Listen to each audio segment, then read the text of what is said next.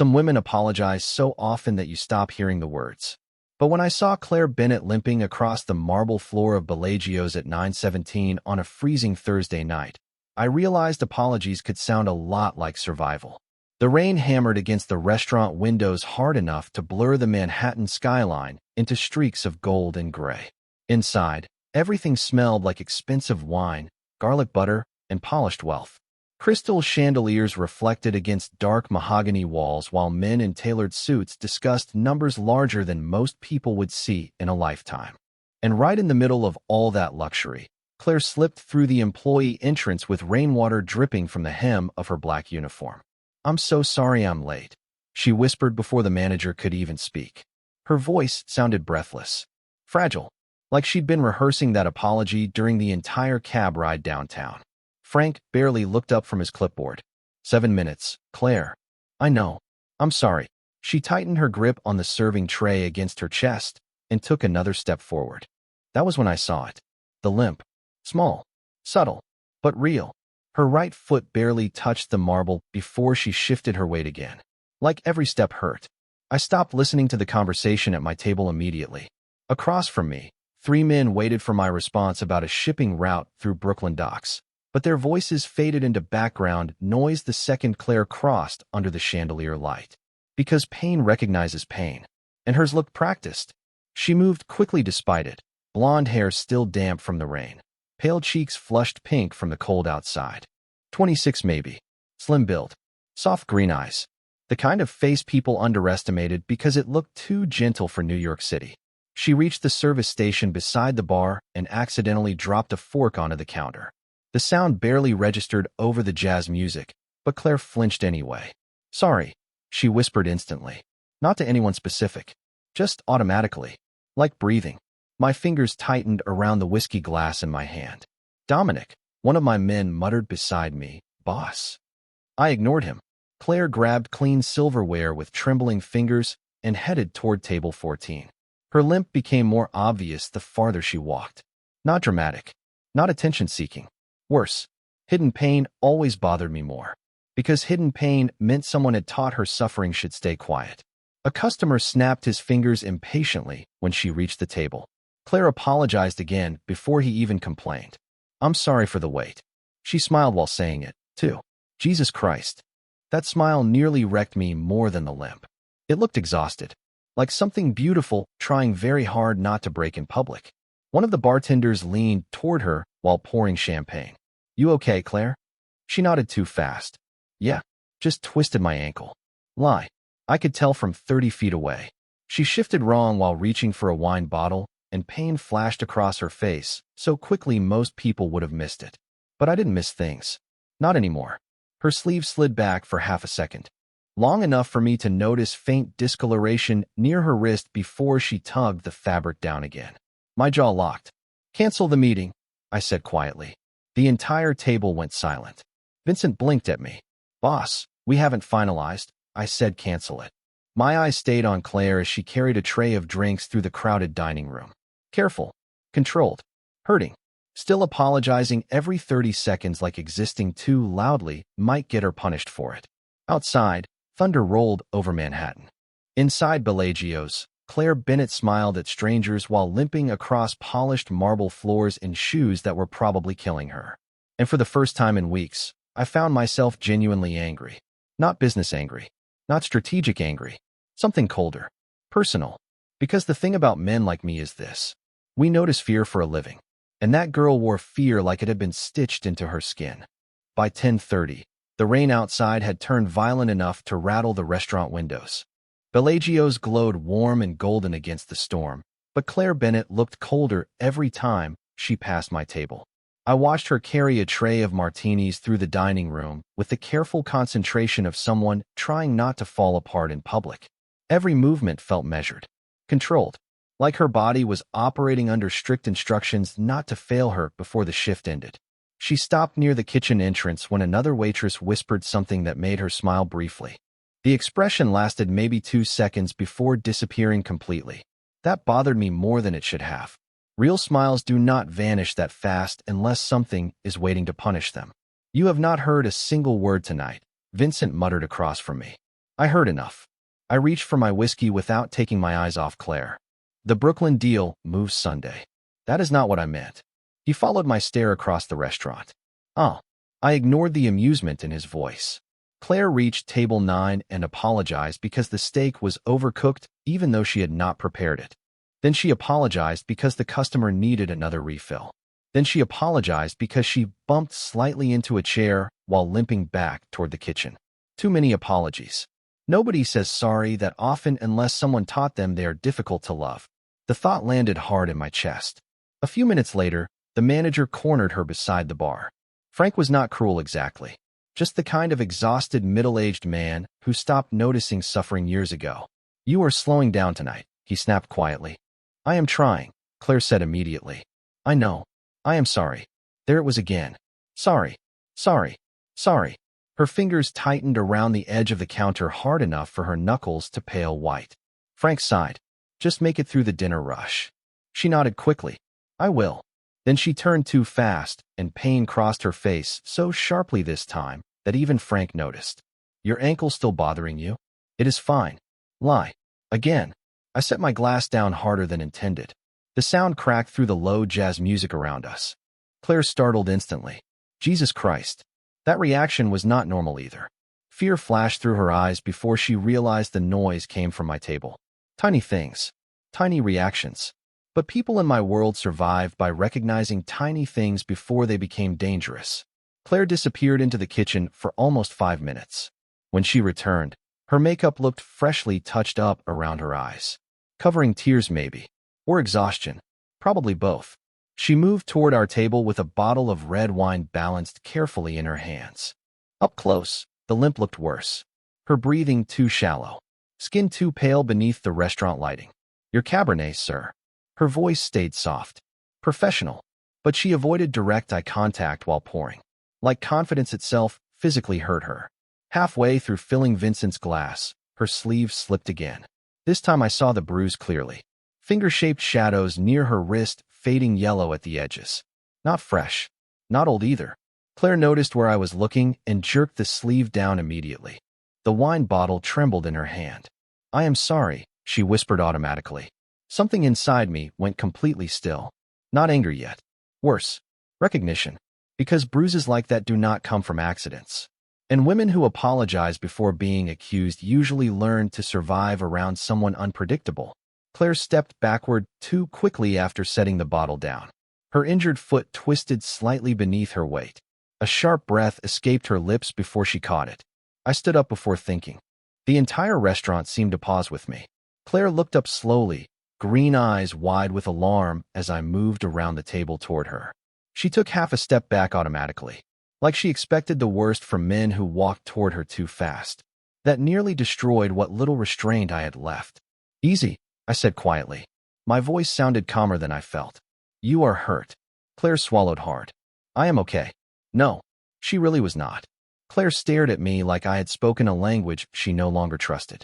Around us, Bellagios continued moving in polished rhythms. Silverware clinked softly. Waiters crossed the dining room carrying expensive plates beneath golden chandelier light. Somewhere near the piano, somebody laughed too loudly over a bottle of $200 wine. But right there beside table 12, the air felt different. Tighter. Claire shifted her weight again and immediately regretted it. Pain flickered across her face before she buried it beneath another careful smile. I am fine, she repeated quietly. Nobody who is actually fine says it like that. Sit down for a minute, I said. Her eyes widened instantly. I cannot. That was not a suggestion. The words came out colder than intended. Claire flinched before catching herself. Tiny movement. Barely visible. But it hit me like a knife under the ribs. Because fear had become instinct for her. I lowered my voice immediately. You look like you are about to collapse. She swallowed hard and glanced nervously toward the manager station. Frank will get upset. Frank works for me tonight. That finally made her look directly at me. Confusion softened the panic in her expression for half a second. What? Vincent appeared beside us smoothly, already understanding without explanation. Bellagios signed a temporary event contract with Moretti Holdings this week, he said calmly. Technically, Mr. Moretti is correct. Claire looked even more overwhelmed now. Great. I was making this worse. She gripped the tray tighter against her chest like it might protect her somehow. I do not need special treatment. And I did not offer special treatment. I pulled out the empty chair beside the service station. I offered a chair before you pass out carrying somebody else's lobster risotto. Her lips parted slightly, like she almost smiled despite herself. Almost. Then she sat down carefully, moving with the caution of somebody trying not to aggravate an injury already screaming at her. Up close, exhaustion painted every inch of her face. Light freckles beneath tired green eyes. Damp strands of blonde-brown hair escaping her ponytail. Makeup hiding shadows she could not completely erase. 26 years old, and already carrying herself like life had taught her not to expect gentleness. I hated that immediately. Claire rested her hands in her lap, fingers twisting together nervously. I'm sorry if I caused a scene. There it was again. Sorry. Always sorry. Claire. She looked up slowly when I said her name. You do not have to apologize every time you breathe. Silence. Real silence this time. Something fragile moved across her expression before disappearing again. People usually get angry when I inconvenience them, she admitted softly. The sentence settled heavily between us. I leaned back slightly, studying her. Who taught you that? Her eyes dropped immediately to the floor. Wrong question. Too direct. She started pushing herself up from the chair again. I should get back to work. The second she stood, her ankle gave out slightly beneath her. Not enough for her to fall. Just enough to make her catch herself sharply against the edge of the table. My hand moved automatically to steady her elbow. Warm skin beneath thin black fabric. Claire froze the instant I touched her. Completely froze. Fear again. Not discomfort. Not surprise. Fear. My jaw tightened hard enough to ache. Easy, I said quietly. I am not going to hurt you. Her breathing turned shallow. For one terrible second, her eyes looked glassy like she might cry right there in the middle of the restaurant. But she swallowed it down fast. Probably used to swallowing everything down. I know, she whispered. I was not sure she did. Near the front entrance, thunder rolled outside again. Rain streaked down the massive windows while Manhattan blurred silver and black beyond the glass. Claire carefully pulled her arm back, but not before I noticed another bruise hidden near the inside of her wrist. Older this time. Fading yellow beneath pale skin. Someone had been hurting this girl for a while. And suddenly I could not stop thinking about it. Claire picked up the tray again with trembling fingers. Thank you for letting me sit down. Even exhausted. Even hurting. Still polite. Still trying to earn kindness she should have received freely. She turned toward the kitchen entrance, limping worse now that she had stopped pretending it did not hurt. Halfway across the dining room, the back service door opened. And the moment Claire saw the man stepping inside from the rain, every color disappeared from her face. The entire restaurant changed the second Claire saw him. One moment, she had been limping toward the kitchen, carrying an empty tray against her chest. The next, she stopped breathing. I saw it happen from 30 feet away. Her shoulders locked first. Then her fingers tightened so hard around the tray that her knuckles turned white beneath the chandelier light. Fear moved across her face fast and sharp before she buried it under another careful expression. But not before I caught it. The man stepping through the back entrance looked harmless enough to anyone else. Late 20s. Expensive leather jacket damp from the rain. Dark blonde hair slightly messy like he had run his hands through it too many times. Clean cut. Attractive in the polished, forgettable way men practiced when they wanted the world to trust them quickly. Claire looked at him like he was a fire alarm going off inside her chest. There you are, he called casually across the restaurant. Too casually. Like he already knew she would panic if his tone changed. Claire forced a smile so strained it almost hurt to watch. Ethan, tiny movement. But real. My pulse slowed dangerously. You left your phone off again, Ethan said softly. Still smiling. I was worried. I was working. Claire kept her voice careful. Controlled. Like every word needed permission before leaving her mouth. Ethan brushed rainwater from his jacket sleeve and finally noticed me standing nearby. His smile dimmed slightly. Sorry. Am I interrupting something? No. Claire answered too quickly. Mr. Moretti was just helping because my ankle hurts. Ethan's eyes dropped immediately toward her limp. Not concern. Irritation. You should have told me it was this bad. Claire looked down. I did. Silence. Small. Brief. But enough. Ethan laughed lightly afterward like the moment never happened. Right. Well, you know how busy work has been lately. Another lie wrapped in charm. I had spent my entire adult life around liars. This one barely qualified as talented. Ethan extended a hand toward me. Ethan Walker, Claire's fiancé. Fiancé. Something cold settled heavily in my chest. I shook his hand once. Firm. Controlled. Damien Moretti. Recognition flashed across Ethan's face immediately. Most people in Manhattan knew the name, even if they pretended otherwise. He recovered fast, though. Right? Of course. His smile sharpened nervously. Claire says this place gets important clients sometimes. Claire had never mentioned me. I would have bet millions on that. Ethan looked back at her. You ready to go? Panic flickered across her face before disappearing again. My shift does not end for another hour. I can wait. The way he said it made her shoulders tense instantly. God, there it was again. Fear hiding beneath ordinary conversation like poison dissolved in water. Ethan leaned closer toward her while adjusting the strap of her apron. You should have called me after you hurt your ankle. Claire nodded automatically. I know. I am sorry. I almost lost my temper right there. Because she sounded afraid of disappointing him for being injured. Ethan kissed the side of her forehead gently enough for everyone watching to think it looked loving. Claire went completely still during it. Not warmth. Not comfort. Endurance. My jaw tightened hard. Actually, I interrupted calmly. Claire should probably get that ankle looked at before she walks on it another hour. Ethan glanced toward me again, smiling, measuring. She is tough. That is usually what people say right before someone collapses. Claire looked between us nervously, like she could feel tension building beneath the conversation. Rain hammered harder against the restaurant windows.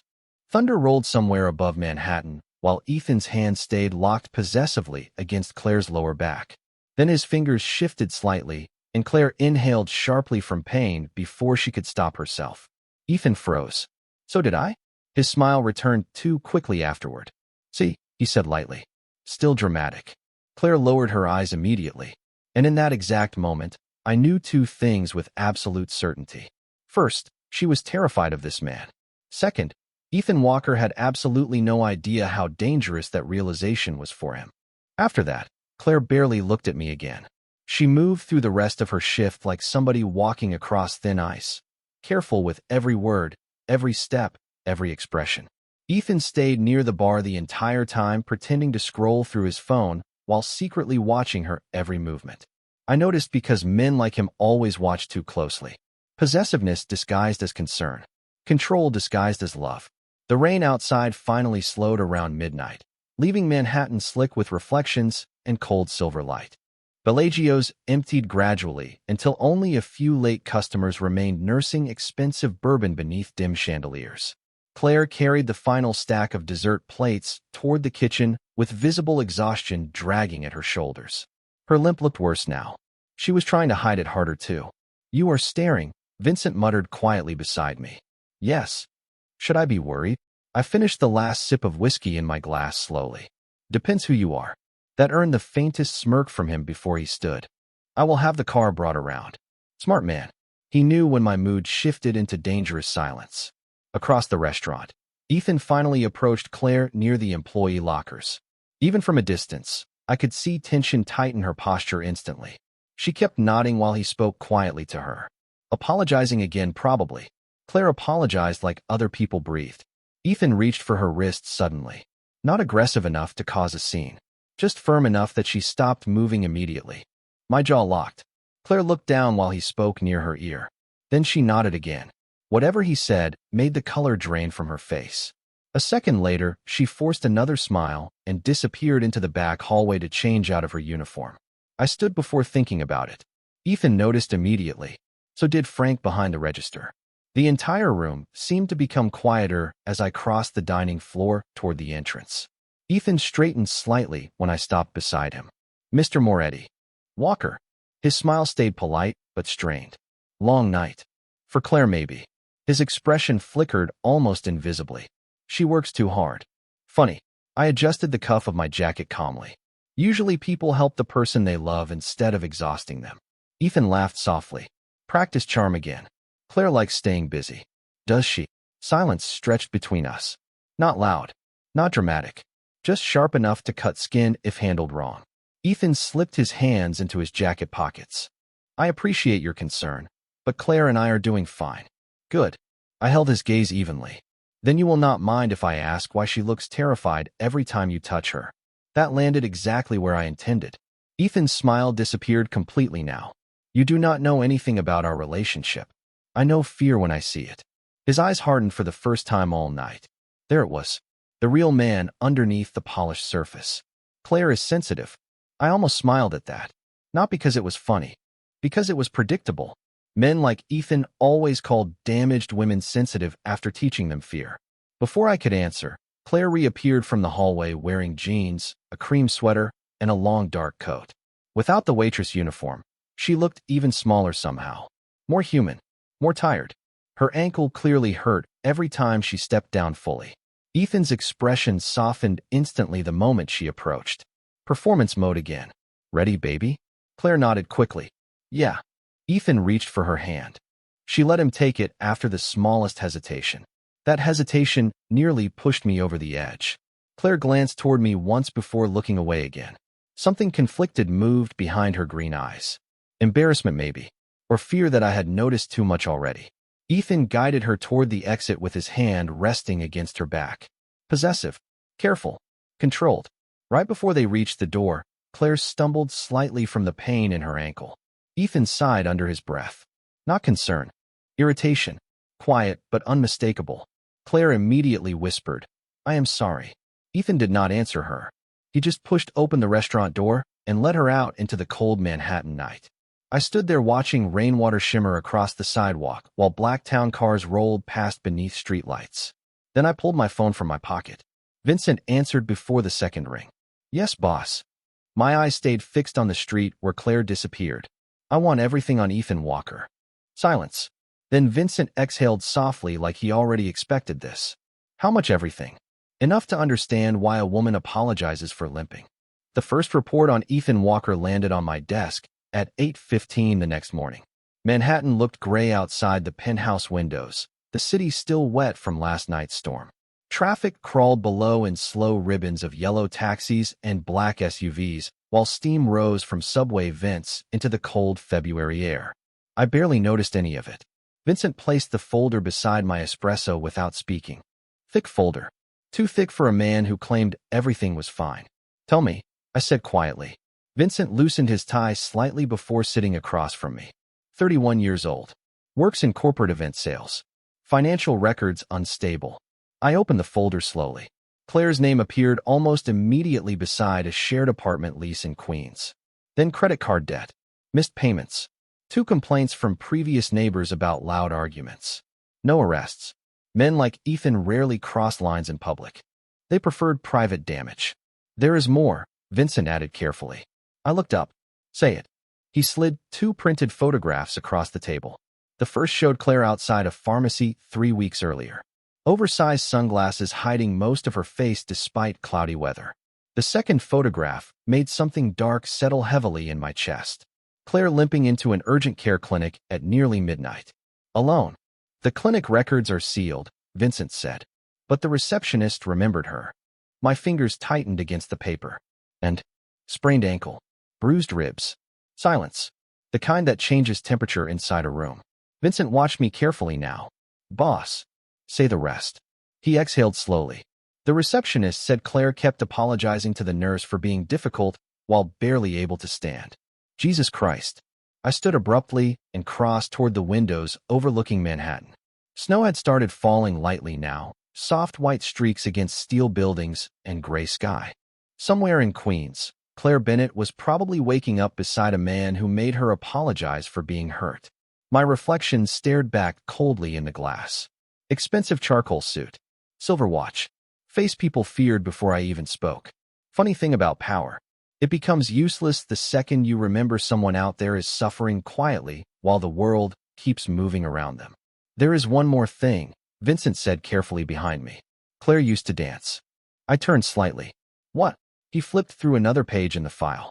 Ballet. Contemporary too. She taught children's classes during college before the engagement.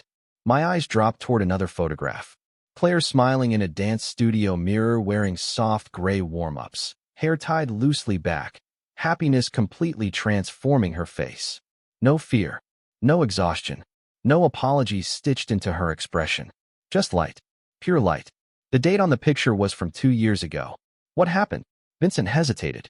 According to social media posts from friends, she stopped dancing after repeated ankle injuries. Injuries. My jaw tightened. Not accidents. Injuries. The penthouse suddenly felt too quiet. Too polished. I kept staring at that photograph while something dangerous unfolded slowly inside my chest. Because I could see exactly what Ethan Walker had done. Not all at once. Men like him rarely destroyed women in dramatic explosions. They did it slowly. Carefully. One cruel comment. One controlling moment. One apology forced out of her at a time until she forgot she deserved gentleness at all. Boss. Vincent's voice pulled me back. What do you want done? I looked down at Claire's photograph one last time. Her smile in that dance studio looked younger somehow. Freer. Like she still believed life might be soft with her someday. Then I closed the file carefully. Controlled. Precise.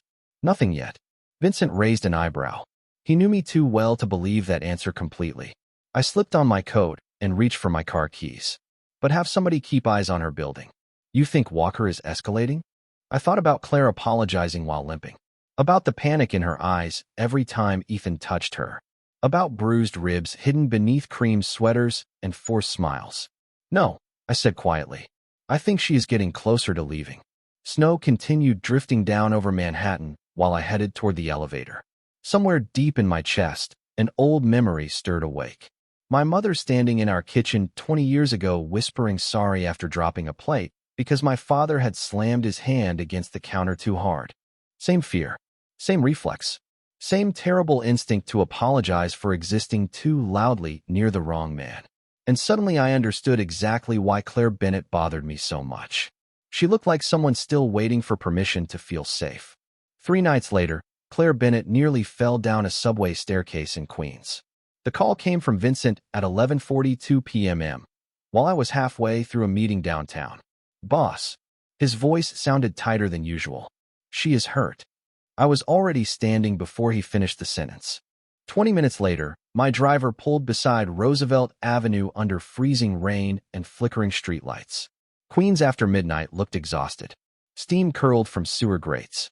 Neon signs buzzed above closed laundromats and corner stores. People hurried through the cold with their heads down like the city itself had taught them not to look too closely at anyone else's pain. Claire sat alone beneath the subway awning clutching the railing beside the stairs. Her cream-colored coat was damp from the rain. Blonde-brown hair stuck to her cheeks in loose, wet strands. One ankle twisted awkwardly beneath her while she tried very hard not to cry in public. My chest tightened immediately. Ethan was nowhere in sight.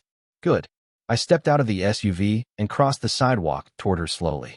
Claire looked up at the sound of approaching footsteps and instantly tensed when she recognized me. Mr. Moretti? Her voice cracked slightly from surprise and cold. What happened? She blinked quickly like she was trying to reorganize her emotions before answering. I slipped. Lie. Not complete lie maybe, but not the whole truth either. Claire tried pushing herself upright using the railing. The second weight touched her ankle. Pain shot across her face hard enough that she inhaled sharply. Instinct took over before thought did. I caught her gently by the elbow. Do not. Her breathing turned uneven again from the contact. Fear mixed with embarrassment this time. I am okay. Claire. I kept my voice low and steady beneath the rain. Your definition of okay concerns me. For one dangerous second, her eyes looked suspiciously close to tears. Then she laughed softly instead. Not because anything was funny. Because some people laugh when they are too exhausted to keep pretending everything feels normal. I am sorry, she whispered automatically. There it was again. That word. Like a reflex stitched directly into her heartbeat. I crouched carefully in front of her injured ankle. The movement startled her visibly. Men like me probably did not kneel often. But Claire looked at me like I had just broken some invisible rule she had spent years memorizing. You do not have to apologize for being hurt, I said quietly while examining the swelling around her ankle through the rainwater. Claire stared at me silently. Can you stand if I help you? She hesitated before nodding once. I think so. I slipped one arm carefully around her waist while helping her rise slowly from the subway steps.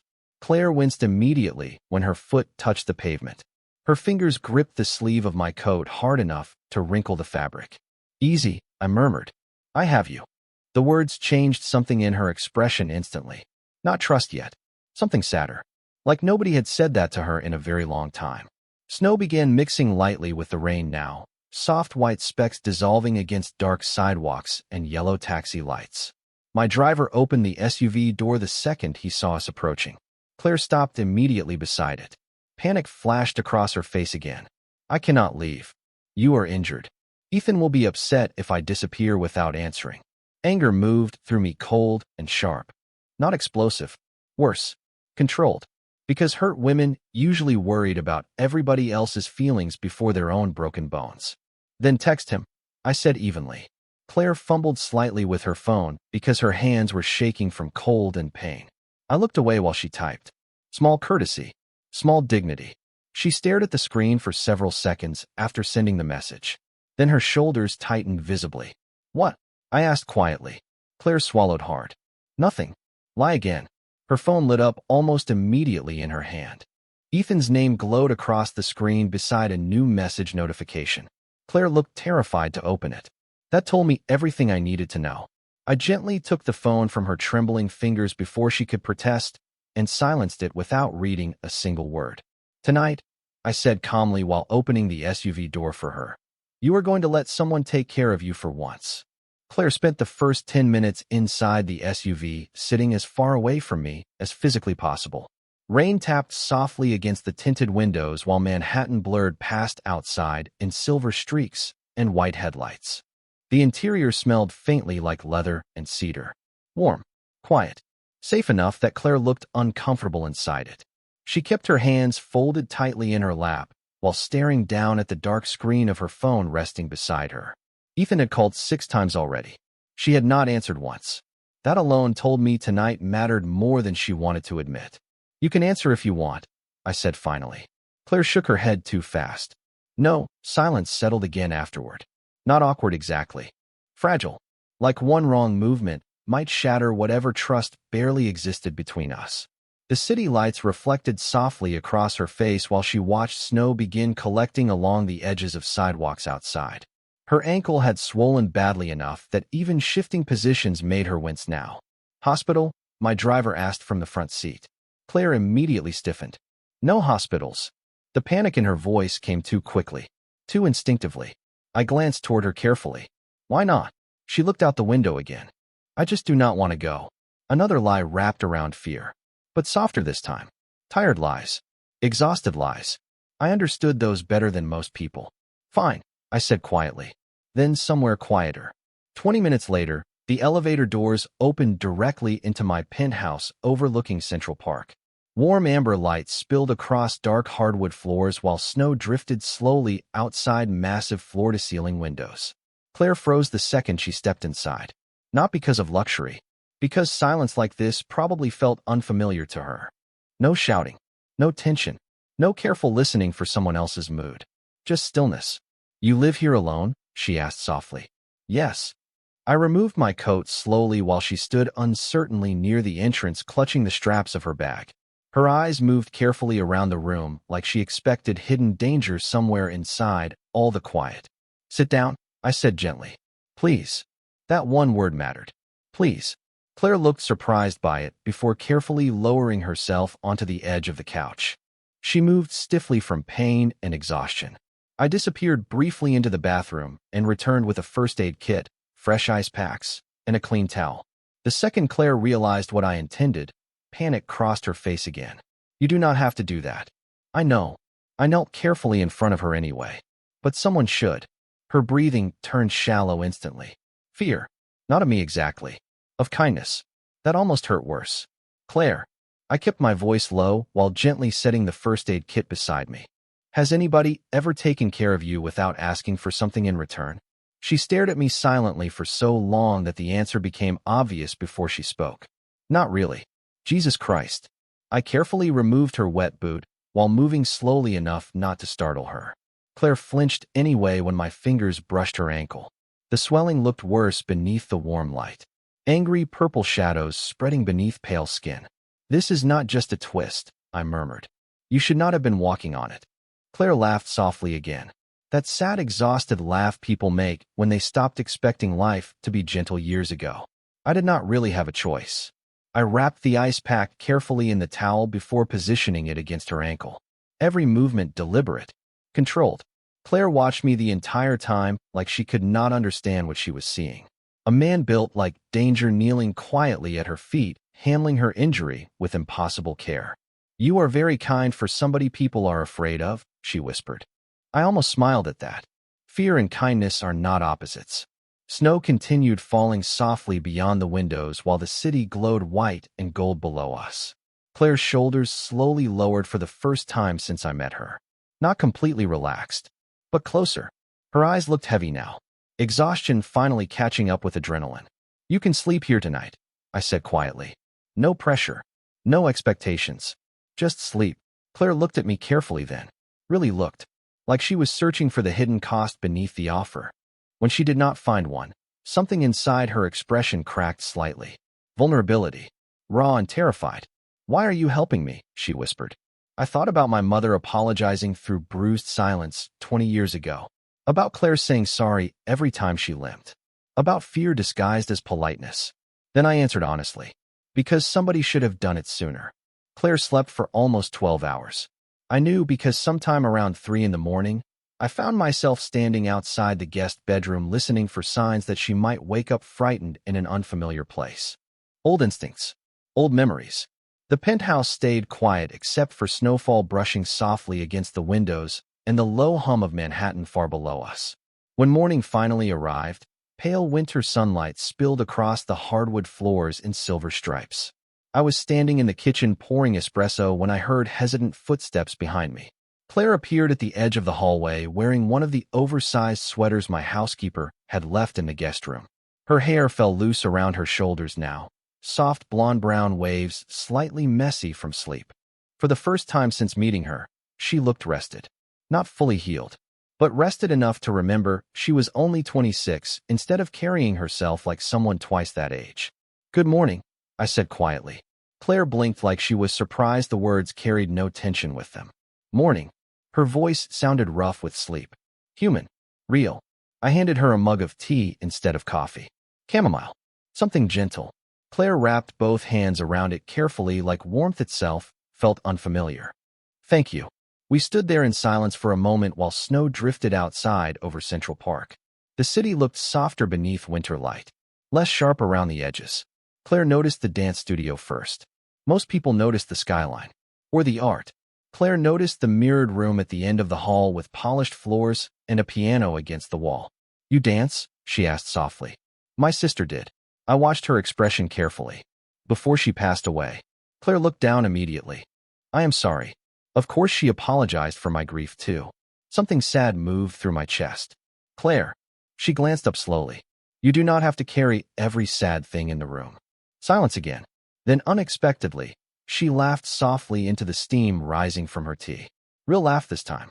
Small, but real. "I do that, huh?" "Constantly."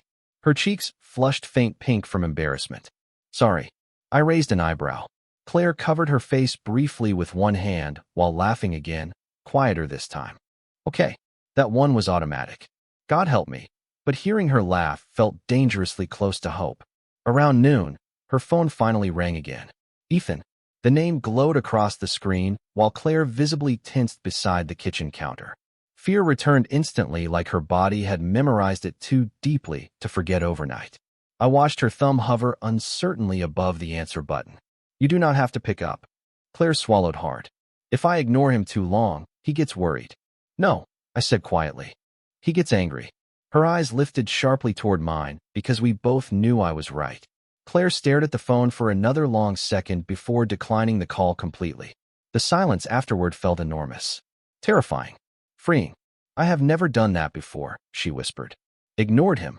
Pride moved through me so unexpectedly that it almost caught me off guard. Such a small thing. One unanswered call. But women like Claire survive through tiny acts of courage nobody else noticed. "How does it feel?" I asked softly. She looked down at the dark screen in her hand. "Like I am waiting for something bad to happen." Honest answer. Honest enough to hurt. I stepped closer carefully, slow enough not to overwhelm her. "Claire." She looked up. "Nothing bad is going to happen to you here." Her eyes searched mine quietly then. Not for charm. Not for attraction. For truth, when she found it, something fragile inside her finally loosened. Later that afternoon, snow continued falling over Manhattan while Claire stood near the windows watching people move through Central Park below. Families, couples, children pulling sleds through fresh white snow. Ordinary happiness. The kind she looked at like it belonged to another planet. I used to think love meant enduring things, she admitted softly without turning around. That if somebody stayed, the difficult parts were just the price you paid. I moved beside her slowly. And now, Claire looked down at the untouched engagement ring still sitting on her finger. Then she slipped it off quietly for the first time in 2 years.